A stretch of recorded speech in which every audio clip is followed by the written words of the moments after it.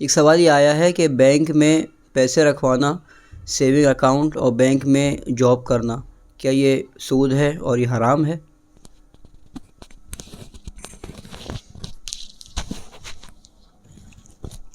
اچھا، تو سوال آیا ہے کہ بینک میں جاب کرنا اور بینک میں کوئی پیسہ رکھنا وہ سود کے زمرے میں آتا ہے یا نہیں۔ سوشل میڈیا پر یہ سوال کیا گیا تھا مجھ سے، اور ایک صاحب نے مجھے باقاعدہ پرسنلی بھی میسیج کیا کہ اس کے بارے میں تھوڑا سا واضح ضرور کر دیں۔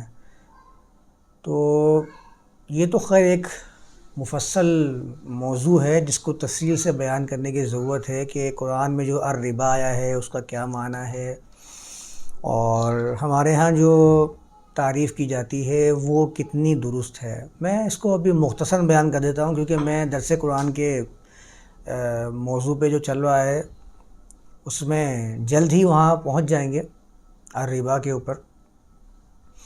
تو سب سے پہلی بات جو کی گئی ہے کہ بینک میں جاب کرنا اور بینک میں پیسے رکھوانا کیا یہ حرام ہے یا نہیں ہے۔ اس کی بنیاد جو بتائی جاتی ہے وہ بتایا جاتا ہے کہ بینک ایک ایسا مقام ہے کہ جہاں پر پیسہ لے کر اس کے اوپر پیسہ دیا جاتا ہے، اس کے ایسے معاملات کیے جاتے ہیں جس کو روایت حدیث میں سود قرار دیا گیا ہے، اس لیے ہم اسے سود مانتے ہیں۔ ورنہ قرآن کے اندر تو الربا کا لفظ آیا ہے، اس سے زیادہ تو قرآن نے الربا کے علاوہ تو کچھ بیان نہیں کیا ہے، اور جیسے بیان کیا ہے وہ کیا ہے وہ قرآن کی ہی روشنی میں اس کو بیان کروں گا کہ وہ الربا ہے کیا چیز۔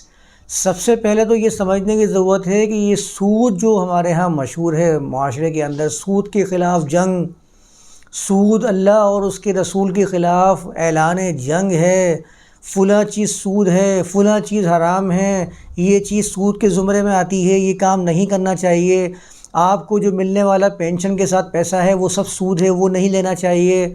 یہ آپ کو کس نے بتایا؟ قرآن کے اندر تو اس کا کوئی ذکر نہیں ہے، سب کچھ روایات سے اخذ کردہ ہے۔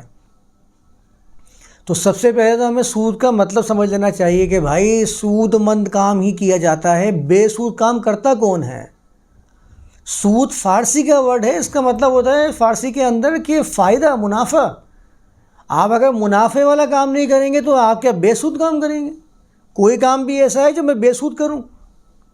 سود مند کام کیے جاتے ہیں، تو سود کا ورڈ تو منافع کے لیے، فائدے کے لیے آتا ہے۔ قرآن نے کہیں پر فائدہ حاصل کرنے سے منع فرمایا؟ پورے قرآن میں کہیں بھی فائدہ حاصل کرنے سے بالکل منع نہیں فرمایا گیا ہے۔ ہمیں سود کا نام لگا کے کہ یہ سود ہے، اور ہم سمجھتے ہیں کہ سود کوئی نیگیٹو ورڈ ہے، سود کا لفظ منفی ہے ہی نہیں، سود تو مثبت لفظ کے لیے استعمال کیا جاتا ہے فارسی زبان میں۔ میں نے کیا کہا کہ سود کا مطلب ہوتا ہے فائدہ، تو فائدہ ہی حاصل کیا جائے گا۔ میں یہاں پر بیٹھ کے ابھی آپ کے سامنے جو بات کر رہا ہوں کہ یہ سود مند بات ہے یا بے سود بات ہے، اگر بے سود بات ہوگی نہ تو آپ سنیں گے اور نہ ہی میں بیان کروں گا۔ تو سب سے پہلی بات تو یہ سمجھنے کی ضرورت ہے کہ سود کوئی منفی ورڈ نہیں ہے، بلکہ سود ایک مثبت ورڈ ہے، فائدے کے لیے استعمال کیا جاتا ہے۔ اور جتنی باتیں بتائی جاتی ہیں کہ بینک میں چونکہ وہ رکھوالی کرتا ہے اور سود پر رکھوالی حرام ہے اس لیے اس کا جاب کرنا وہاں پر حرام ہے، تو ہمیں تو سب سے پہلے اس کی بنیاد کو سمجھنا پڑے گا کہ جس بنیاد کے اوپر آپ اس پورے کے پورے نظام کو غلط قرار دے رہے ہیں وہ بنیاد درست ہے۔ اگر وہ بنیاد درست ہوگی تو آپ نظام جو آپ غلط کہہ رہے ہیں اس کی پوری بات سمجھ میں آ سکتی ہے، ورنہ اگر وہ بنیاد ہی غلط ہوگی اور آپ نے سمجھے ہی غلط ہوگا تو پھر تو جس بنیاد پر آپ نے فتوے جاری کر دیے ہیں اور معاشرے میں بیان کر دیا ہے کہ بھئی یہ نظام غلط ہے اور یہ حرام ہے اور یہ اس کے اوپر رکھوالی کرنے والا بھی حرام کاری کر رہا ہے، جائز نہیں کر رہا، وہ سب کا سب باطل قرار پائے گا، کیونکہ وہ چیز ہی بنیادی باطل ہوگی جو آپ نے سمجھا ہے۔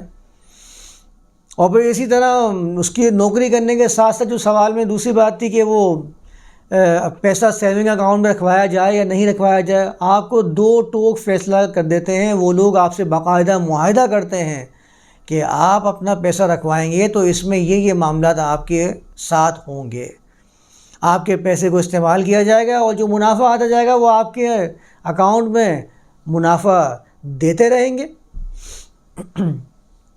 فکس اماؤنٹ نہ ہونا چاہیے. یہ ہمارے بعض دانشور حضرات فتویٰ لگاتے ہیں کہ فکس اماؤنٹ نہیں ہونا چاہیے. فکس اماؤنٹ کہاں کہاں نہیں ہونا چاہیے؟ سوچنے کی بات ہے. اگر فکس اماؤنٹ حاصل کرنا یہ حرام ہے تو جو آپ نے جاب کر کے پیسہ حاصل کیا ہے وہ بھی تو فکس اماؤنٹ ہے. جو آپ نے اپنے مکان کو کرائے پہ دے کر، دکان کو کرائے پہ دے کر اس سے فائدہ حاصل کیا ہے اور فکس اماؤنٹ آپ نے مقرر کیا ہے، وہ بھی تو فکس اماؤنٹ ہے. کیا اسے بھی حرام قرار دیا جائے گا؟ بعض لوگوں نے یہ بھی کیا ہے، انہوں نے کہا ہے کہ یہ جو مکان آپ نے رینٹ پہ دیا ہے اس کا کرایہ آ رہا ہے وہ بھی حرام ہے. یہ مبالغہ ہے، حد سے بڑھنا ہے. اس سے نکل سکتے نہیں تھے تو بعض لوگوں نے مصلیحت کا پہلو اختیار کر کے بولا بھائی اس کو تو سائڈ میں کرو، باقی وہاں جو بینکنگ والا معاملہ ہے اس کو حرام قرار دو. اس کے اندر بھی رائے نکالنے کی کوشش کی ہے کہ یہ اسلامی ہے اور یہ غیر اسلامی ہے، یہ کمرشل بینکنگ ہے، یہ اسلامک بینکنگ ہے. کیونکہ اسلامک ٹچ رہنا چاہیے. اسلامک ٹچ رہتا ہے تو لوگ بڑے خوش ہوتے ہیں، کہنا چلو یار کم سے کم حرام کاری سے تو بچ گئے، کم سے کم اللہ کا نام تو آ رہا ہے نا اس کے اندر، درستی ہوگا. کمرشل بینکنگ کو کہتے ہیں کہ یہ بینکنگ مکمل حرام ہے. تو یہ والی بات سمجھنے والی ہے کہ جس بنیاد پر یہ حرام کاری کے فتوے اور الربا کے فتوے، میں الربا کہوں گا، اس کو سود نہیں کہوں گا، سود تو فائدے کی چیز ہے، الربا قرار دے کر اس کو کہا جاتا ہے کہ یہ اللہ اور اس کے رسول سے اعلان جنگ ہے. تو ذرا سمجھایا تو جائے، قرآن میں کہاں لکھا ہوا ہے کہ فکس اماؤنٹ نہ لیں؟ قرآن میں تو معاہدوں کی پاسداری کرنے کا حکم فرمایا گیا ہے. قرآن میں تو معاہدے لکھنے کا حکم فرمایا گیا ہے. اذا تداینتم بدین الی اجل مسمى فاکتبوہ. وہ فکس معاہدہ ہی تو تھا، لین دین کا معاہدہ ہی تو تھا جو قرآن لکھنے کا بیان کر رہا ہے. قرآن نے تو کئی جگہ بیان کیا ہے کہ اگر آپ دونوں کے درمیان میں رضامندی ہے تو آپ فائدہ حاصل کر سکتے ہیں ایک دوسرے کے ساتھ. یا ایھا الذین آمنوا لا تأکلوا اموالکم بینکم بالباطل. اے ایمان والوں، آپس میں ایک دوسرے کا مال باطل طریقے سے، فراڈ سے مت کھاؤ، تخریب کاری نہ کرو، یعنی دوسرے کا مال ضائع نہ ہو جائے، یہ باطل کہلاتا ہے. اللہ، اس کے بعد اللہ نے اللہ قرار دیا، اللہ مگر ان تکون تجارتاً عن تراض بینکم، مگر یہ کہ تمہارے اور اس کے درمیان میں کوئی معاہدہ رضامندی سے طے پا جائے تو پھر تو کوئی حرج نہیں ہے. تو آپ نے معاہدہ تو کیا ہے اس کے ساتھ کہ میں تمہارے پاس اتنا اپنا سرمایہ رکھواؤں گا، مجھے کتنا حاصل ہوگا. ہر بندہ یہ کرتا ہے. آج بڑی بڑی کمپنیز کے اندر آپ جو اپنے پیسے لگا کے اور فائدہ حاصل کرنے کی کوشش کرتے ہیں، اس میں کیا کرتے ہیں؟ اور آپ اس میں تو چھوڑ دیجئے، آپ اپنی دکان کے اوپر پیسہ لگا کے اور سامان رکھتے ہیں، فائدہ حاصل کرنے کی رکھتے ہیں، کیسے رکھ لیتے ہیں؟ جہاں بھی آپ سرمایہ لگائیں گے آپ کو فائدہ چاہیے، فائدہ حاصل کریں گے تو وہ صورتیں مختلف ہو سکتی ہیں. کچھ لوگ اپنا پیسہ دکان پہ لگا کے فائدہ حاصل کرتے ہیں، کچھ مکان پہ لگا کے فکس اماؤنٹ حاصل کر رہے ہوتے ہیں، کچھ لوگ بینک میں اپنا پیسہ لگا کے فکس اماؤنٹ حاصل کر رہے ہوتے ہیں. چیز ایک ہی ہے، فکس اماؤنٹ کا حصول اپنے سرمایے کی بنیاد پر.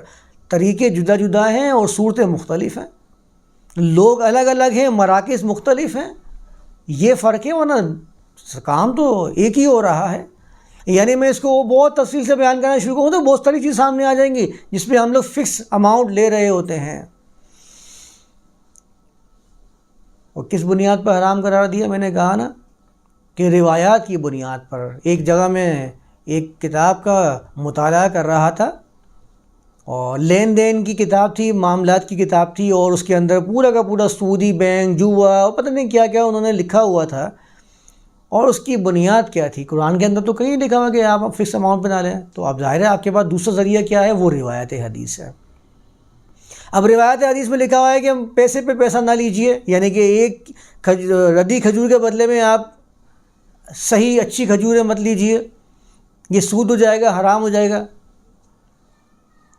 اللہ کے رسول نے فلاں کام کرنے سے منع فرمایا ہے، اس کو بھی سود میں ڈال دیتے ہیں. ہمارے یہاں تو یہ ہوتا ہے، اللہ کے رسول نے فلاں کاروبار کرنے سے منع فرمایا، کہتے ہیں کہ حرام ہے، جبکہ یہ خود مانتے ہیں کہ روایت حدیث کا معاملہ بھی آپ دیکھ لیجئے، روایت حدیث میں خود نے کیٹیگرائز کیا ہوا ہے. اس میں کیٹیگرائز کیا ہے کہ یہ چیز حرام ہے یہ چیز مکروہ تحریمی ہے، یہ چیز مکروہ تنزیہی ہے، اور یہ چیز صرف استحباب کے لیے بیان کی ہے کہ ایسا نہ کرنا بہتر ہے۔ جب آپ نے خود کیٹیگری بنا رکھی ہے کہ حدیث کے اندر مختلف کیٹیگریز ہے، کہ اگر کسی روایت میں لکھا ہوگا یہ کام نہیں کرنا ہے تو اس میں کئی پہلو ہو سکتے ہیں، حرام کا پہلو بھی ہو سکتا ہے، اس میں کسی چیز کے بہتر پہلو کو بھی بیان کیا جا سکتا ہے، اس میں آپ خود مکروہ کے پہلو نکال رہے ہوتے ہیں کہ مکروہ ہے۔ لیکن کاروبار کے معاملے میں جس روایت کے اندر لکھا ہوگا کہ یہ اللہ کے رسول نے منع فرمایا ہے کہ ایسا کام نہ کرو، اس کو فوراً اٹھاتے ہیں اور حرام کے زمرے میں ڈال دیتے ہیں۔ تو اگر میں روایت حدیث کی بات کر لوں تو روایت حدیث میں تو آپ تینوں چاروں پہلو کو سامنے رکھ کر فیصلہ کریں گے نا، یا جس کو بھی فیصلہ آئے گا آپ اس کو حرام کی کیٹیگری میں ڈال کے لوگوں کے اوپر حرام اور سود کی فتوی جاری کر دیں گے کہ یہ فلاں کام بھی حرام ہے، اور اس کے اوپر چوکی داری کرنے والا بھی حرام قرار پائے گا۔ تو پھر وہ بینکنگ کی جاب بھی آ جاتی ہے کہ بینک میں جاب کرنے والے جو ہے نا وہ چونکہ سود کے اوپر اور الربا کے اوپر چوکی داری کر رہے ہیں تو اس کا کمانا بھی حرام ہو گیا۔ تو سمجھنے کی ضرورت ہے یہ ساری کی ساری جو باتیں بیان کی جا رہی ہیں یہ سب روایات کی بنیاد پر ہیں۔ اللہ کے کلام کے اندر کہیں اس بارے میں یہ وضاحت موجود نہیں ہے کہ آپ کا حاصل کردہ سرمایہ کے اوپر فکس اماؤنٹ یہ اللہ نے حرام قرار دیا ہے، ایسا کچھ بھی موجود نہیں ہے قرآن کے اندر۔ روایت حدیث کے اندر بھی انہوں نے خواہ مخواہ ایک مسئلے کو داخل کر کے اس سے مسئلہ اخذ کرنے کی کوشش کی ہے، وہ روایتیں بھی ان کو بھی جانچ لینے کی ضرورت ہے، ان کی سندی حیثیت بھی کیا ہے۔ وہ تو میں الگ ہی بھی بیان کرتا ہوں نا کہ وہ روایت حدیث کی اپنی خود کی کیا حیثیت ہے، وہ تو ایک الگ ہی مسئلہ ہے، اس سند کی جو حیثیت ہے اس کو بھی جانچنے کی ضرورت ہے۔ پھر آپ کی جو کیٹیگری ہے اس کو بھی جانچنے کی ضرورت ہے کہ آپ ویسے تو حرام اور مکروہ اور مستحب کے پہلو کو اپنا کے رکھتے ہیں، لیکن یہاں معاملات میں ہر چیز کو آپ حرام کی کیٹیگری میں ڈال کے اور لوگوں پر مشقت اور مشکل پیدا کرنے کی کوشش کرتے ہیں۔ تو الربا والے معاملے کو تو میں بہت تفصیل سے بیان کروں گا، یہاں اس بات کو سمجھنے کی ضرورت ہے کہ بینک میں کام کیا جانا اور بینک میں فکس اماؤنٹ رکھوانا یا پروفٹ اور لاس والا اکاؤنٹ رکھوانا یہ بالکل جائز ہے۔ جو حرام قرار دے رہے ہیں ان کے پاس کوئی دلیل نہیں ہے، نہ ہی قرآن سے اور نہ ہی جو روایت پیش کر رہے ہیں اس روایت کے اندر ایسی کوئی وضاحت موجود ہے۔